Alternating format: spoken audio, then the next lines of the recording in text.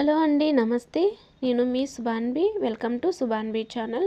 ఇవాళ మన వీడియోలో ఆకుకూర పకోడీ ఎలా చేయాలో చూసేద్దాం.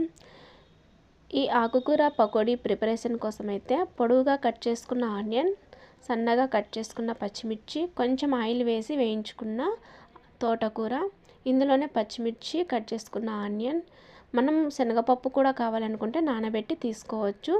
అందులోనే 1.5 స్పూన్ బియ్యపు పిండి, 1.5 స్పూన్ శనగపిండి, కొంచెం వాము, ఇందులోనే పసుపు, రుచికి సరిపడా ఉప్పు మొత్తం వేసుకొని బాగా ఇలా మ్యాష్ చేస్తూ కలుపుకోవాలి. బాగా ఉల్లిపాయలన్నీ కూడా మనకి విడిపోయినట్లుగా కలుపుకోవాలి.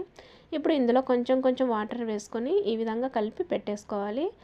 ఇప్పుడు స్టవ్ పై ప్యాన్ పెట్టుకొని ప్యాన్లో ఆయిల్ వేసుకొని హీట్ ఎక్కిన తర్వాత ఇలా పకోడీలంతా వేసి వేయించుకోవాలి. ఇలా మొత్తం ఒకసారి అన్ని టర్న్ చేసి వేయించుకోవాలి. అన్నీ కూడా ఇలా చక్కగా వేయించుకున్న తర్వాత మనం ప్లేట్లో తీసేసుకుంటే వేడివేడిగా ఆకుకూర పకోడీ రెడీ.